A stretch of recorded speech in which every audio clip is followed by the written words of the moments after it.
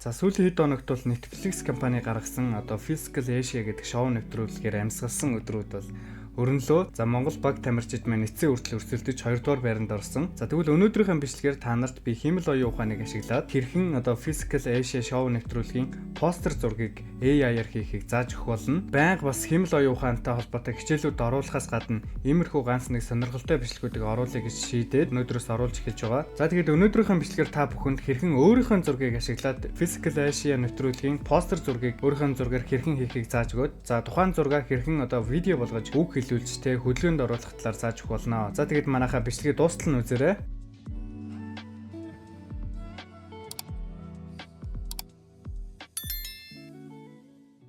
За одоо хэдүүлээ яах вэ гэвэл шууд gemini.google.com гэдэг энэ сайт руу орж ирнэ. За манай YouTube сувгийг та дагаад манай хуучин бичлэгүүдийг үздэг бол бид нар өмнө нөгөө зураг засах тал дээр Nana Banana гэдэг модулийг ашигладаг байсан те. Энэ модулийг ашиглаад хэдүүлээ өнөөдөр ямар ч тач постэр зураг бүтээн. За тэрнээс гадна шинэ мэдээ гэх юм бол Nana Banana дээр нэр нь дараагийнхын шинэ модель тун удахгүй гарах гэж байгаа. За тэгэхээр тэр талаар бас энэхүү YouTube сувг дээр хичээл оруулах учраас та хэд маань нэр YouTube сувгаа бас дагаагүй байгаа бол яг одоо дагаарай. За одоо хэдүүлээ бол мэдээж gemini.google.com руу ороод ирсэн. Энэ дээр ямар нэгэн та өөрийнхөө Gmail хаягаар нэвтэрж орж ирсэн байх ёстой. За энэчнээс ерөнхийдөө шуурхай гэдэг ботмыг нь сонгох ёстой. За тэгээд энэ хэрэгсэл буюу tools гэдэг хэсэг дээр нь дарж агаад энэ дээрээс энэ банантай буюу зураг үүсгэх гэдэг модулээ сонгож өгөх байгаа. За тэгээд нэмэт хэлгээд та бүхний Gemini дотор энэ банантай зураг үүсгэхтэй grid image гэдэг bottom хэрвээ байхгүй байх юм бол та маань өөрсдийнхөө Gmail хаягийг нэг солиод үзээрэй. Зарим хэрэглэгчдийн Gmail хаягын дээр Nana Banana байхгүй байгаа. Тэгэхээр та маань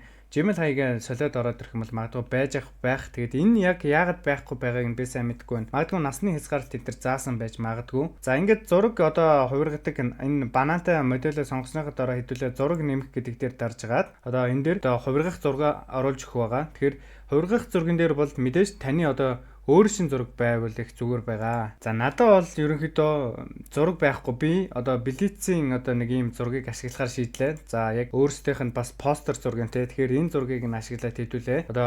Physical Asia нэвтрүүлгийн бас постэр зураг болгоё. За Блицийнхаа зургийг оруулаад ирсэн. Та нар бол өөрсдийнхөө зургийг оруулж ирнэ. Та нарын оруулах гэж байгаа зураг бол ерөнхийдөө камерлогоо их сарсан байх ёстой. Хоёр талаасаа ингээд хоёр талтаа ямар нэгэн сүүдэр энтер тусаагүй. Яг камерлогоо их сарсан өөрхөн зургийг бол оруулж өгөөрэй. Ингэснийхаа дараа бид бүхэн энэ тайлбар хэсэгт нь prompt бичих ёстой. За prompt дээр болохоор би нэг ийм prompt байгаа. Тэгээд энэ prompt-ыг болохоор би бичлэгний тайлбар хэсэгт үлдээ чинь эсвэл comment хэсэгт ч юм уу. Тэр та хэд маань зүгээр тэрэн дээрээс нь copy хийж аваад зураг оруулж өгөөд энэхүү prompt оруулж өгөөл тэгэл болоо. За тэгээд нэмэт хэлэхэд манайхаа энэ бол гар утсан дээр бас болдог. Гар утсан дээр бид нэр Chrome юм уу Safari гэдэг хоёр гар утсны аппликейшнуудыг тухайн хоёр аппликейшнаараа явж орлоо. gemini.google.com гэж орж ирлээ. Nana Banana гэдэг модулаа сонгоод яг энэ хувилбарынд яг миний зааж байгаагийн дагуу та бүхэн гар утсан дээр ч гэсэн хийчих боломжтой байгаа. За тэгээд энэ дээр нэр солих дээр нь яах вэ гэвэл хэдүүлээ тоглогчдынхаа та нар бол өөрсдийнхөө нэрийг оруулна. За Blitz гэдээ оруулчихъя. За энэ доотлох нь энэ юу вэ гэвэл яг ямар спортоор орж байгааг нь бичиж өгөх ёстой. За хэдүүлээ бол энэ дээр e-sport гэдээ оруулчихъя. За тэгээд хэдүүлээ үргэлжлүүлэхэд дарчихнаа. За зураг маань бэлэн болоо гараад ирсэн байна. За хэдүүлээ дарж ороод үзье. За зургаа татаж авсан. За жоохон томруулаад харъя те. За энэ хөлс мөс бол бас за ингээд зураг гаргахад мэдээж нөгөө Nana Banana гэдэг моделийн лого нь байдаг те. Тэгэхээр хэдүүлээ энэ логог нь арилгая гэхгүй бол бас видео хийхэд жоохон онцгүй байдаг штэ. За ингийн тулд хэдүүлээ openart.ai гэдэг энэ сайт руу орж ирэх ёстой. Тэгээ та хэдэд маань бүгдэнд нь Gmail хаяг байгаа. Тэгэхээр тэр тухайн Gmail хаягаараа нэвтрээд ороод ирээрэй. За ингэснийхаа дараа хэдүүлээ энэ home гэдэг хэсэг дээр дарангуудаа жоохон доош нь гүйлгэнгүүд энд edit image гэд байгаа. За энэ дээр дараад орно. За энэ дээр болохоор яах вэ гэвэл дээр нь нэг дарж гаад upload гэдэг дээр нь дараад саяны постэр зураг оруулаад өгөх байгаа. За энэ чинээс хэдүүлээ remove гэдэг хэсгийг дараад за quick magic гэд хоёр сонголт байгаа. Хэдүүлээ бол зүгээр quick дээр нь тавиад ашиглана. За remove сонголоо, quick-ийг сонголоо. За тэгээд энэ логон дээр очиод нэг дарчихна.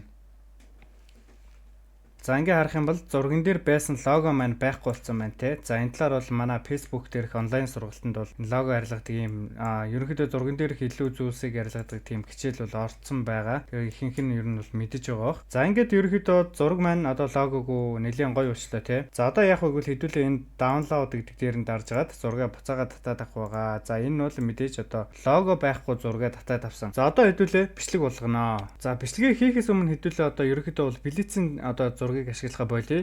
За бичлэгэн дээр болохоор өөрсдийн өөр зургийг ашиглаад явъя. За тэгээ та хэд маань энэ дээрээс харахад ерөнхийдөө одоо билетийг бол одоо бүгд мэдж байгаа шүү дээ. Тэгэхээр билетийн одоо зүс царай нэг өөрчлөгдөхгүйгээр энэ постэр зурагт хувирж байгааг бол харсан байх. Тэгээд одоо бичлэгэн дээр бол хэдүүлээ арай өөр царай ашиглах болно. За бичлэгээ хийж эхлэхдээ хэдүүлээ яах вэ гэвэл эхний ээлжинд болохоор VPN-ийг асаах хэрэгтэй.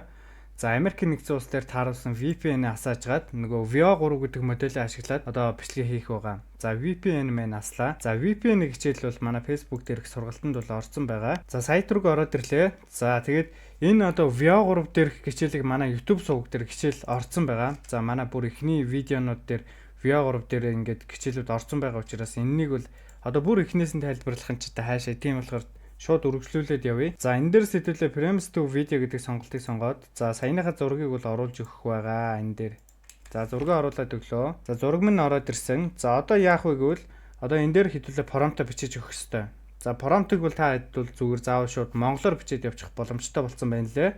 За би промпто бол бичиж өглөө. За зурган дээр байгаа залуу маань хоёр гарахын булчинг чангалаад камер руу харж байгаа. За манайха бичлэг дээрээ лайкаа дараарай гэж хэлнэ гэж өгчлөө. Монгол промпт дээр ерөнхийдөө бол яг өгөгдлийн дагуу 100% бол дуурайж гардаггүй. За нэг 80-90%-тэй бол одоо өгөгдөл чинь таарч гардаг. А хэрвээ та бол илүү сайн чанартай одоо өгөгдлийнхэн те промптын дагуу видеого гаргуулъя гэвэл тухайн промптоо хэдүүлээ ChatGPT-г ашиглаж англи хэл дээр бичүүлээд ашиглах юм бол хамаагүй илүү үр дүн гарна шүү guys. За хэдүүлээ бол одоо шууд монголоор үргэлжлүүлчихье.